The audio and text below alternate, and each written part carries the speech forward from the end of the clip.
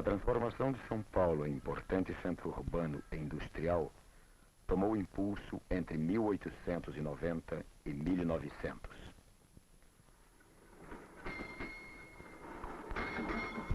O crescimento da cidade deveu-se até ela se transformar em importante centro ferroviário e entreposto da produção cafeeira que seria exportada pelo Porto de Santos, também influindo o influxo da massa de emigrantes.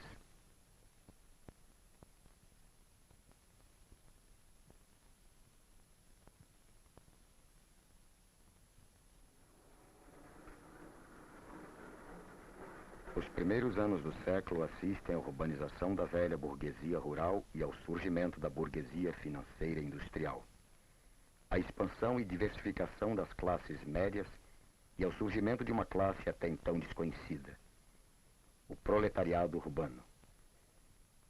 Proletariado este constituído na sua maior parte de emigrantes com preponderância de italianos. E da Genova il Sirio partivano per l'America varcare i confini, e da bordo cantar si sentivano tutti allegri del suo destino. Urto il Sirio. As dificuldades da vida no campo na Itália, nos fins do século passado, impulsionaram homens, mulheres e crianças a partir para o Brasil. La misera padri e madri bracciava i suoi figli che si sparivano fra le onde del mar. Embarcavam, atraídos pelo enorme aparato de propaganda montado em toda a Itália pelos fazendeiros paulistas necessitados de mão de obra para suas plantações. Vinham com a esperança de melhorar suas vidas comprando um bom lote de terra. Entretanto, os fazendeiros, a quem não interessava o surgimento de uma classe de pequenos proprietários, frustrariam seus sonhos dificultando ao máximo o seu acesso à propriedade da terra.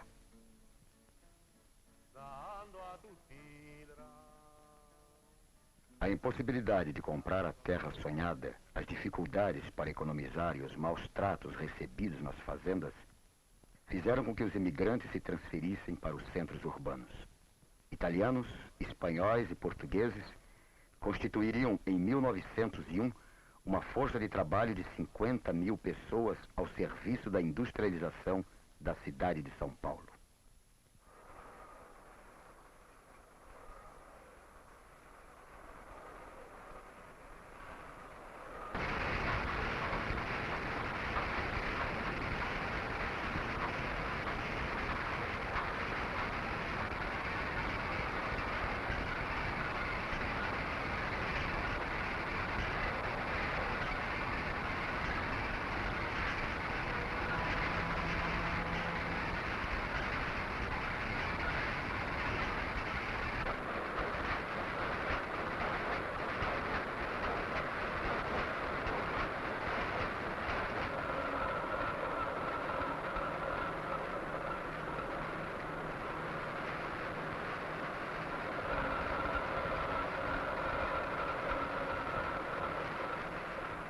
As fábricas, não tendo sido originalmente planejadas para tal, eram mal iluminadas e mal ventiladas. Correias e engrenagens giravam sem proteção alguma.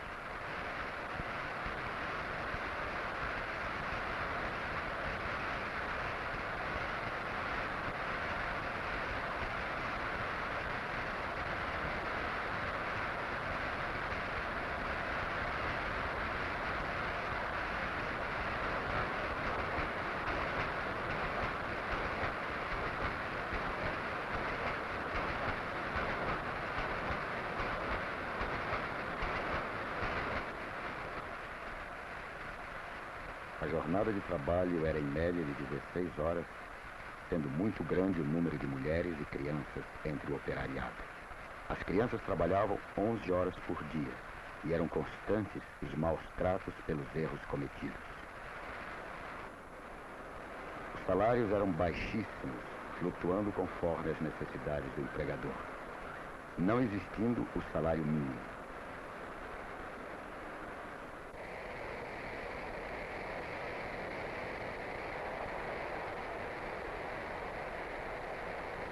Carne, pão e legumes eram artigos de luxo para os trabalhadores e tinham sua dieta básica constituída de farinha de mandioca, feijão, arroz, carne seca e café.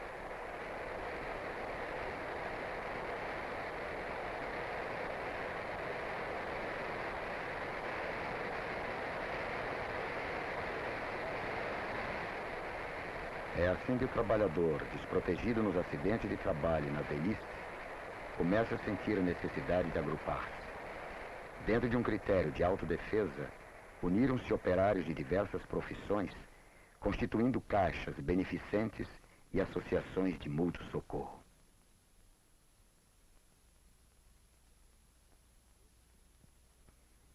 Desde fins do século XIX, começam a ser publicados entre os trabalhadores jornais com as primeiras críticas à ordem social vigente. À frente da maioria desses jornais estão elementos formados politicamente nas concepções libertárias e que haviam chegado ao Brasil entre os emigrantes. Os jornais escritos em italiano ou português se constituíram em centros organizatórios anarquistas e de difusão da sua propaganda. Igualdade. Diante dos meios de produção e consumo, uma mesma possibilidade de expansão para todos os homens. Eis o meu sonho de igualdade. Primeiro, facilitar aos indivíduos os meios necessários para o seu livre desdobramento. Terras, máquinas, alimentos e bibliotecas. E depois deixar que ele se desenvolva na medida de suas energias. Nada disso hoje se vê, mas o futuro dirá se isto é realidade ou loucura. Até o início dos anos 20, o anarquismo se converteria na principal corrente organizatória da classe operária paulista. Os anarquistas, em contraposição às associações de mútuo socorro, definiam o sindicato como órgão de luta que recusa funções assistenciais, instrumento de conquista dos mínimos direitos da classe trabalhadora. Seriam eles os principais responsáveis pela vitalização e consciência da organização sindical nascente, e também quem dirigiriam, de uma forma ou de outra, as principais manifestações da classe operária paulista no período. 1877, greve dos carregadores das docas de Santos por melhores salários. A greve foi vitoriosa. 1903, greve dos operários da vidraria Santa Marina por melhores salários. A greve foi parcialmente vitoriosa. 1906, realiza-se no Rio de Janeiro o primeiro Congresso Operário Brasileiro. Neste mesmo ano, ferroviários da Companhia Paulista mantiveram-se em greve durante 15 dias, exigindo diminuição da jornada de trabalho. A greve terminou quando obrigaram os grevistas a voltar ao trabalho sob a mira de espingardas. No Brasil, não existe razão para o anarquismo ou socialismo, planta exótica trazida do estrangeiro, quando entre nós tudo é feliz e livre. 1907, greve pela obtenção da jornada de 8 horas. Os operários da construção civil conquistaram-nas. O estrangeiro, que por qualquer motivo comprometer a segurança pública nacional ou a tranquilidade pública, pode ser expulso de parte ou de todo o território nacional. Foram emitidas 132 ordens de expulsão. 1908, a Confederação Operária Brasileira inicia seus trabalhos. 1912, greve generalizada na cidade de São Paulo destacando-se os sapateiros, que depois de 5 meses conquistaram a jornada de 8 horas. 1913, realiza-se no Rio de Janeiro o 2º Congresso Operário Brasileiro.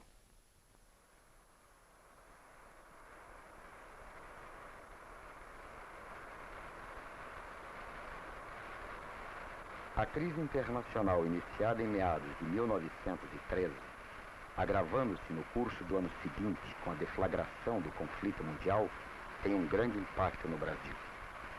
Naquele ano, os preços dos produtos de exportação caem abruptamente e a manutenção do elevado nível de importações provoca grande déficit na balança comercial.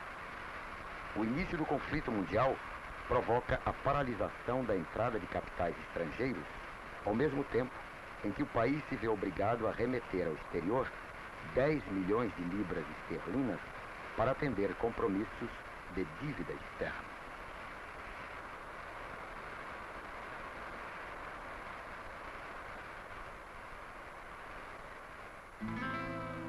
Quem de 3 tira 90, adivinha enquanto fica.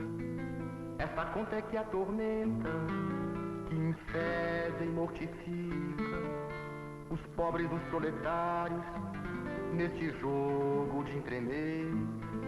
Ganham 6.000 réis diários, gastam 300 por mês. Ganham 6.000 réis diários, gastam 300 por mês. Quem de 3 tira 90, adivinha enquanto fica.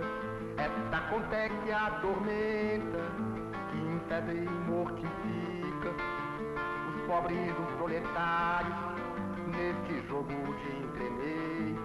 Ganham 6.000 réis diários, gastam 300 por mês. Ganham 6.000 réis diários, gastam 300 por mês. Custa casa 100 e tantos, o sapato custa 30, roupa nem se sabe quantos, o vendeiro não se pinta. Médico, farmácia, pouco ou bastante, mas é ali, só mesmo ficando louco, com pensão no Juqueri. Só mesmo ficando louco, com pensão no Juqueri. A feira só para os ricos, o armazém para os ricaços. Se houvesse ao menos um bico, tivéssemos 4 braços, trabalhava o dia inteiro, a noite cai-se no chão. Essa vida sem dinheiro não é de homem, é de cão. Essa vida sem dinheiro não é de homem, é de cão. Quem de 3 tira 90, adivinha enquanto fica. Ao longo de 1 ano e meio de crise, a atividade industrial declina e o desemprego se generaliza. Calcula-se entre 15.000 e 20.000 pessoas o número de desempregados em São Paulo naquela época. A partir de 1915, o custo de vida sofre uma elevação sem precedentes que não é acompanhada por um aumento dos salários. Os trabalhadores reagem a esta situação formando associações de classe ou correndo a engrossar as já existentes. Multiplicam-se os comícios públicos de denúncia da penúria da classe operária. Gastam 300 por mês. Ganham 6.000 réis diários, gastam 300 por mês. Ganham 6.000 réis diários. Como medida paliativa, começam a ser distribuídas sopas e pães nos bairros pobres. Porém, os militantes anarquistas não se satisfazem e continuam seu protesto. Caridade é sarcasmo e burla. Em torno desta palavra, quanta hipocrisia. Cessão do roubo, a fome em rebeldia, participa do escárnio e do suborno. Subreptícia, em requintes de ironia, ao touro da revolta embola o corno. Miga é que abafa, num silêncio morno, o protesto da inópia que surgia. A queda do nível de vida atinge seu ponto mais agudo no início de 1917. Desde os primeiros meses do ano, as reivindicações vão se fazendo notar. O surgimento do jornal A Plebe é reflexo dessa nova etapa que começa a surgir. O cotonifício cresce, grande empresa de fiação e tecelagem de algodão, com mais de 2.000 trabalhadores, é centro de prolongados conflitos. A 9 de junho, a decisão patronal prolongando o serviço noturno é respondida com a exigência de aumento salarial. Uma seção da fábrica, abrangendo 400 trabalhadores, entra em greve e as reivindicações se ampliam. Abolição das multas, regulamentação do trabalho de mulheres e crianças, modificação do regime interno da empresa, supressão da contribuição pró-pátria. Cresp recusa-se a acolher as exigências e paralisa a fábrica.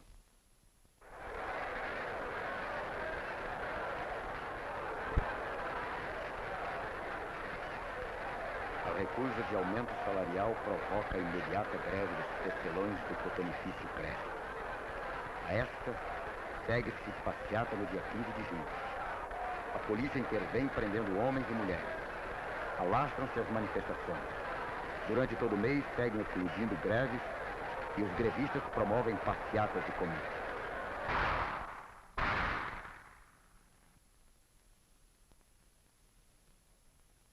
Na manhã de 9 de julho, no enfrentamento entre operários e cavalerianos da força pública, o sapateiro anarquista Antônio Martínez é ferido, vindo a falecer no dia seguinte.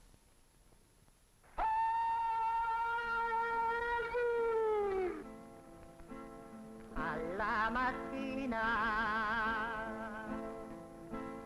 appena alzata, oh bella ciao, bella ciao, bella ciao, ciao, ciao alla mattina, appena alzata, di risaia mi tocca far. Oh mamma mia, oh che tormento, oh bella ciao, bella ciao, bella ciao, ciao, ciao, oh mamma mia, oh che tormento, io ti invoco ogni domani.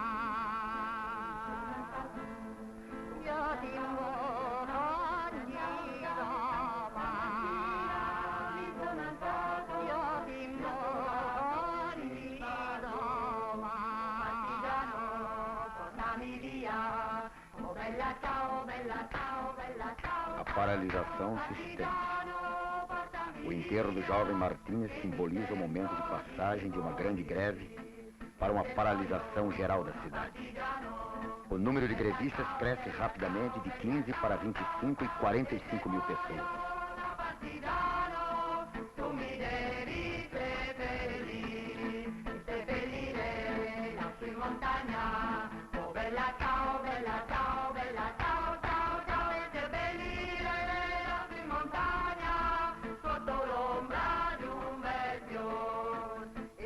São constantes os choques entre a massa e a força pública.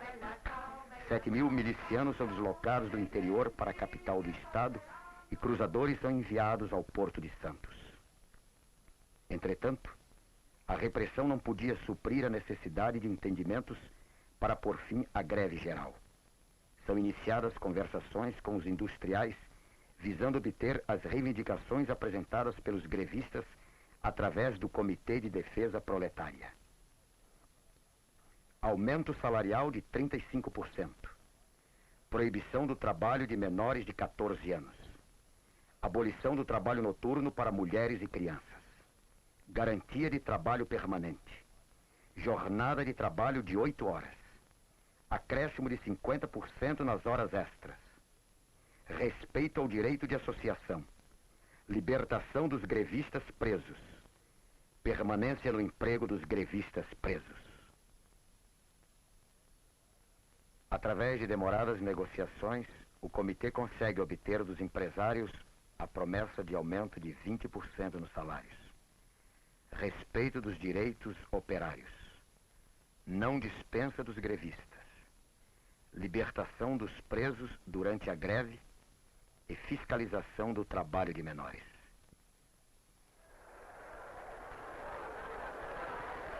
A proposta patronal é transmitida aos operários através de 3 grandes comícios.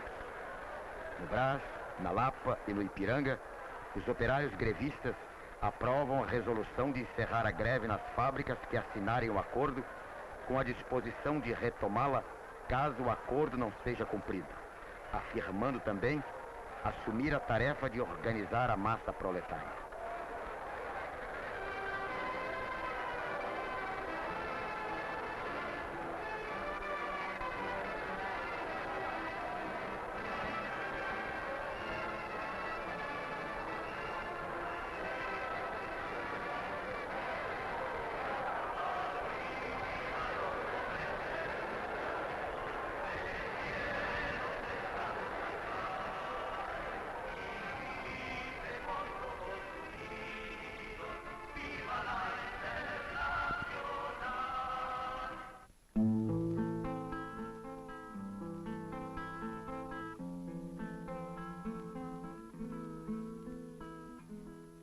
Após 45 dias, recomeça em São Paulo a vida cotidiana.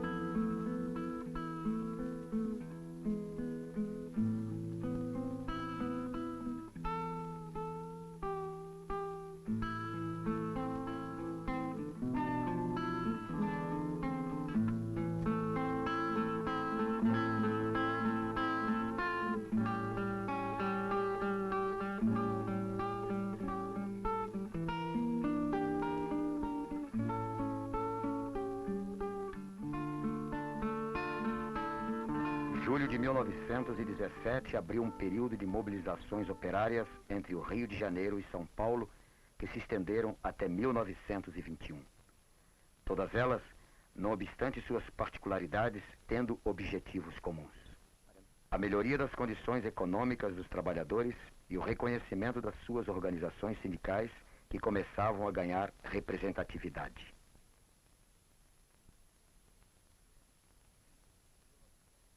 Em 1919, um mundo convulsionado deu origem a crescentes esperanças entre os militantes operários e ao temor entre as classes dominantes. As mobilizações operárias passaram a ser consideradas obra de uma conspiração internacional. Os empresários, pela primeira vez, empreendem ofensiva organizada contra o operariado. Utilizando-se da lei de expulsão de estrangeiros, inúmeras prisões e deportações das lideranças operárias são realizadas. Os jornais e associações operárias são fechados e seus responsáveis perseguidos, visando impedir que fossem empregados em qualquer indústria do estado de São Paulo. Os operários mais combativos são relacionados nas listas negras. Assim, o movimento operário entra em uma longa depressão que se estende por toda a década de 20. As lideranças anarquistas foram lentamente perdendo prestígio na medida em que não se criaram condições que garantissem as mínimas conquistas alcançadas. Mas um dos principais acontecimentos na vida política da velha república foi o surgimento de um movimento social de base operária nos centros urbanos do país. Movimento este que refletiu-se em diversos níveis. No maior número de greves da história brasileira, concentrado em poucos anos até 1945. Na realização de algumas grandes manifestações de massa. No avanço da sindicalização. No aparecimento de uma imprensa operária de maior amplitude e na modificação das expectativas na vida cotidiana, aonde surge a esperança de uma alteração revolucionária da sociedade, ou pelo menos a tangível possibilidade de uma vida melhor.